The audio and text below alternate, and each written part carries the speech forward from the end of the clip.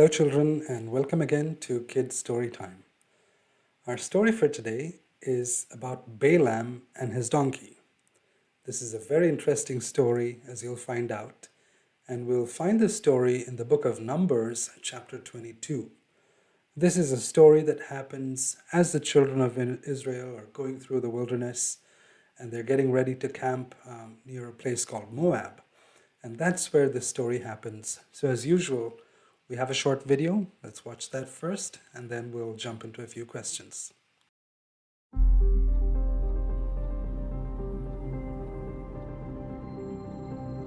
As scouts from the land of Moab watched the multitudes of Israelites moving toward their territory, they feared the worst.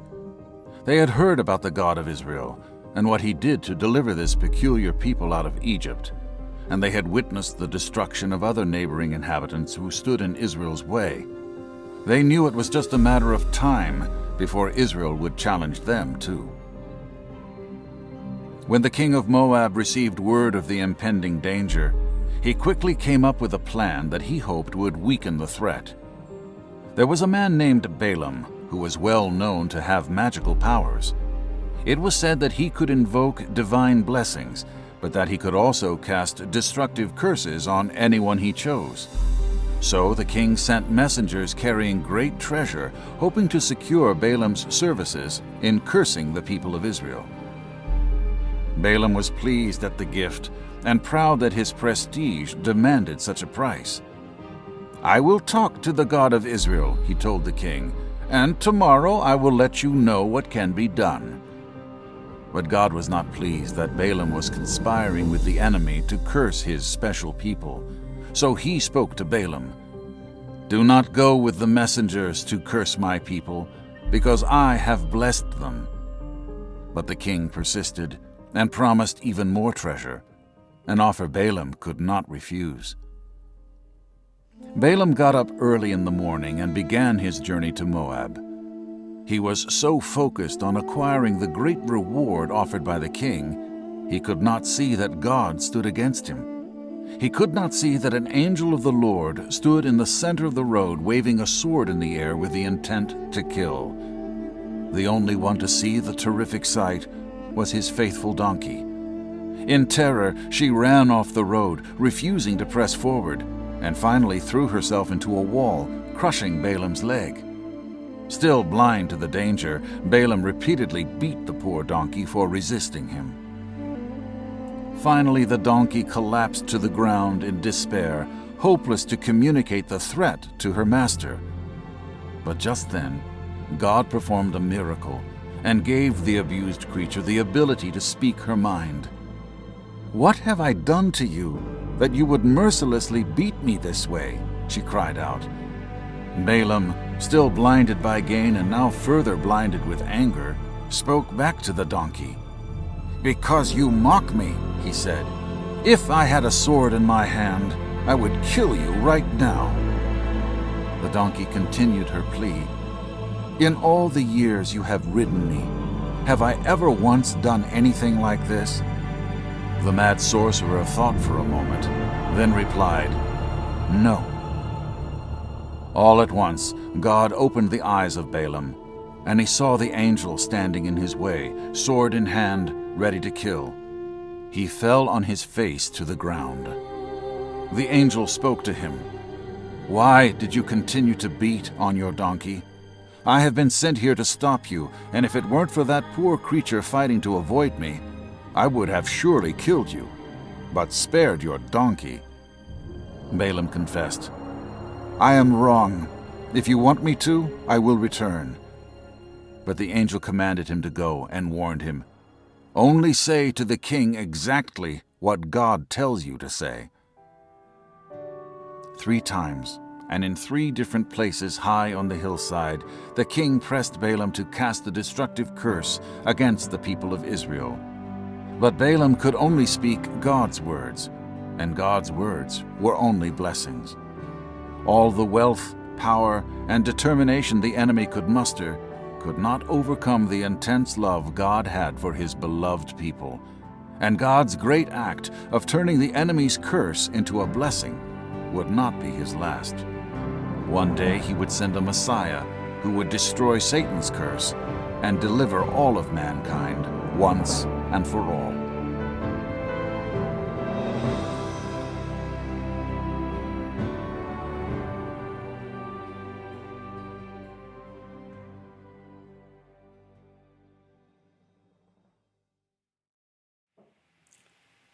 All right. Our first question is, who was afraid of the Israelites camping near them? It's a pretty straightforward question. So you would have seen this from the video. So go ahead, pause the video and think about your answer. Right, so if you said Moabites, then you're right. So as the Israelites were camping, they were camping near a place called Moab. And the Moabites and their king, we'll later find out that their king is actually a person called Balak. The Moabites and their king were very afraid when they saw the Israelites, all of them camping near their country, setting up their tents, setting up the tabernacle. All of this is kind of making them very nervous and very uneasy about the fact that the Israelites are staying pretty close to them. Now the next question is, why were these Moabites afraid of the Israelites? What was the reason for that? Again, think about the answers. You can pause the video and then come back and join us again. Right, so as you can see from the picture, and also as it would have been the case, around that time, everyone who lived near the land of Egypt, near the land of Canaan, would have heard or seen and known about the mighty ways that the Lord had delivered Israel from Egypt. Be it the plagues or be it the crossing of the Red Sea and how the Red Sea was split open and how the Lord delivered Israel and crushed Pharaoh's army. All of those powerful miracles that the Lord did would have been known to everyone around living in that place. And the Moabites would have certainly known that too. They would have known how powerful the God of Israel was. And they would have known that this God of Israel would do anything for his chosen people. No country, no nation, no army was too big for this God of Israel to defeat. And that's what really caused a lot of anxiety and a lot of fear to the Moabites. When the Israelites started camping nearby, they were thinking, are these Israelites probably going to attack us next? Are we going to be defeated? Is the Lord going to, crush us just like he crushed the armies of Egypt? So that's why they were really afraid of the Israelites. All right, so the next question is, the Moabites are scared. What do they decide to do to defeat the Israelites?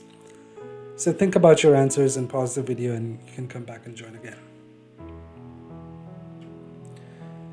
So in a result of their fear and anxiety, what the Moabites did was they went to a prophet named Balaam.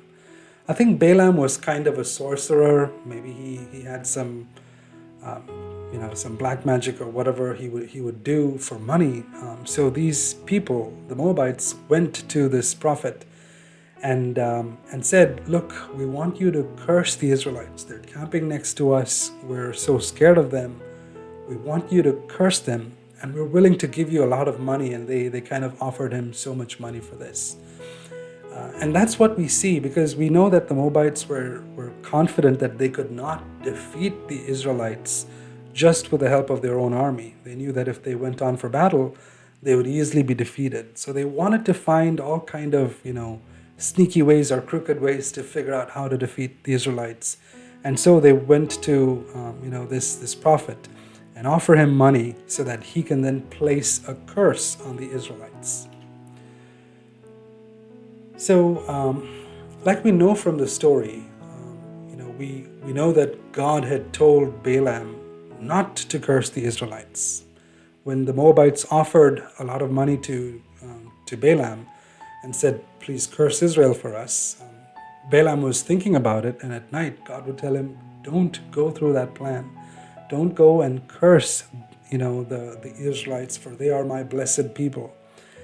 So why did he still, we see that he thinks about it and keeps asking God again. So why did Balaam still go ahead to decide and curse the Israelites, even though God had warned him not to do so. What do you think is the reason for that? Think about your answers and you can resume the video again. Right, so like you would have probably guessed, Balaam was greedy. He loved money. At first, when the Moabites offered him a large sum of money, and he waits and speaks to the Lord, and the Lord tells him, don't curse them, but, I have blessed them.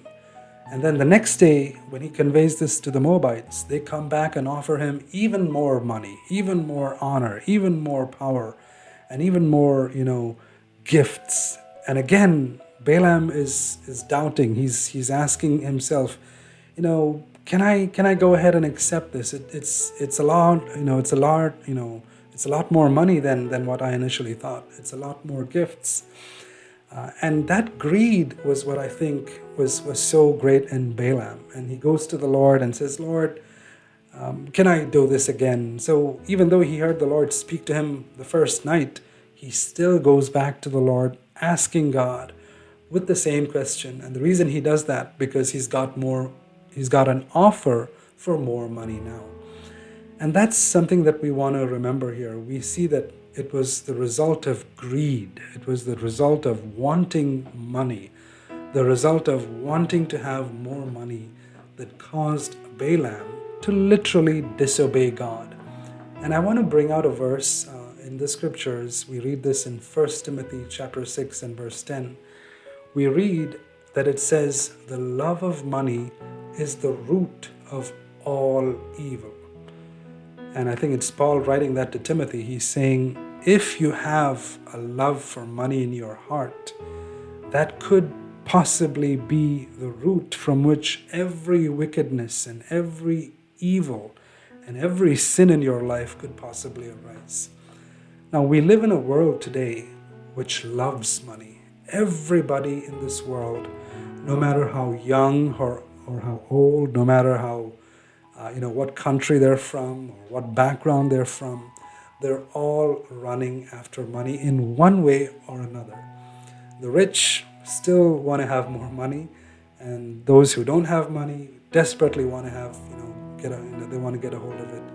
And that's the world we live in. And unfortunately, in a lot of Christendom, it's still being preached as if being blessed with riches and money and property and all kind of luxury is actually a mark of God's blessing. But Scripture never tells us that, at least in the New Testament. There's never a verse that tells us that if you're rich, you're blessed by God. But unfortunately, there are so many preachers who kind of propagate that false teaching that the mark of God's blessing on your life is actually that you have more money, or you are so rich and you have bigger houses or bigger cars. But the truth is that Jesus himself tells us in the Gospels, he tells us that you cannot serve two masters. And he doesn't say that one master is God and the other is the devil. He says one of it is God and the other is mammon or money. So, and that's exactly the world that we live in today right now, where we have a choice to make. And that is, do I seek to obey God and follow God and set my heart after him? Or do I want to run after money, keep getting bigger jobs or more paying jobs and keep earning more and keep accumulating more, keep investing more, and my mind and my heart and my thoughts are always caught up with how do I make more money, how do I earn more money or buy more stuff and have a bigger house or have a bigger car. And that's the lesson that we can learn here. It was that love for money that resulted in Balaam disobeying God.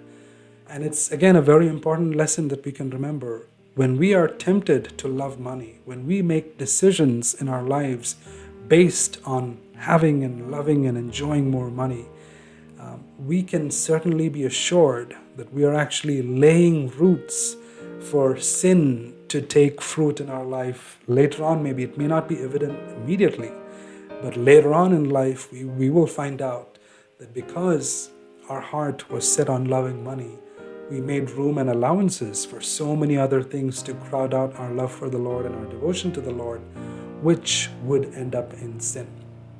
And another thing here is Balaam was also interested in getting the honor of the king, getting the respect and the appreciation of the Moabite king. That honor was something that he coveted. And again, it's pretty much the same in the world that we live in. People want to be popular, whether it's at school or college or their workplaces. They want to be popular. They want to stand out and above the rest of their colleagues or the rest of their peers. And that's probably one of the main aspects of social media. Whatever social media it may be, the main point or the main agenda is for someone to want to become more popular, want to have more followers or likes, and gain more popularity. And all of that is vanity in the eyes of the Lord. None of that matters one bit to the Lord. But we see how the world we live in has prioritized the honor of men and the riches and pleasures of money much more than a life where we can live to honor God and to please Him in the words He's spoken us, or the words He's given us. And those are some of the fundamental things that we can actually learn from this story of how one man decides to make very foolish mistakes, all because his love for money was greater than his love for obeying God. And that's where there's this interesting thing that happens. So how did the Lord hinder Balaam? Again, pause the video and think about your answers, and you can resume it again.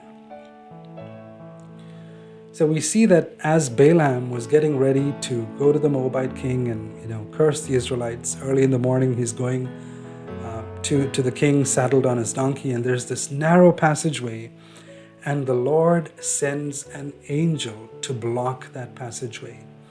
And like we know from the story, the donkey sees the angel, but not Balaam. And the donkey, in the limited sense that it's got, the donkey is definitely not as intelligent or as spiritual as a human being could be. Yet, in the limited sense that he had, the donkey realized, I'm not supposed to go past this block.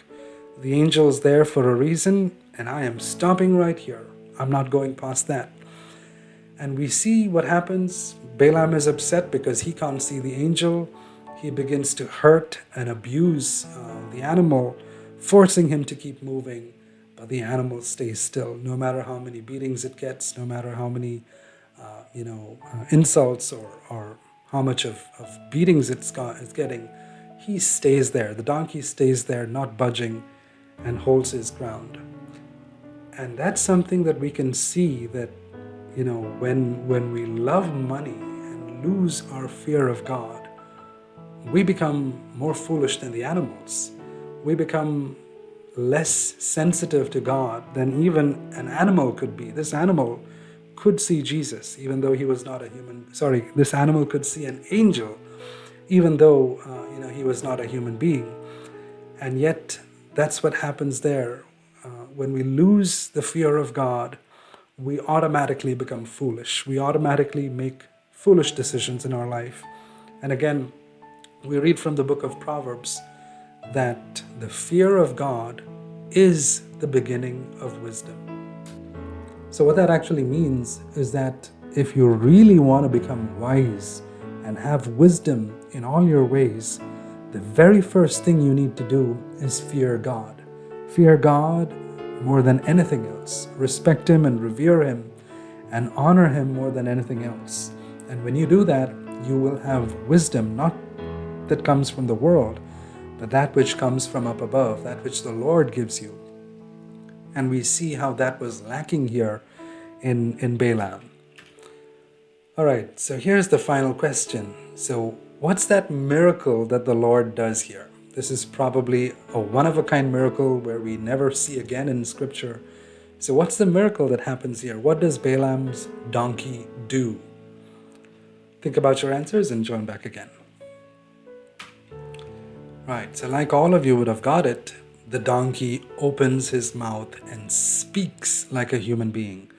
So like we know from the story, Balaam was hurting and abusing the donkey because it was not moving any forward. And then after a while, the Lord opens the donkey's mouth and the donkey speaks back.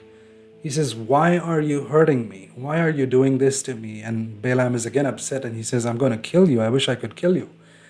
And the donkey is actually speaking a lot of sense into him. He's saying, "Have I ever disobeyed you in all these, years that you've used me as a donkey, in all these years that I've ever been with you, have I ever disobeyed you? No.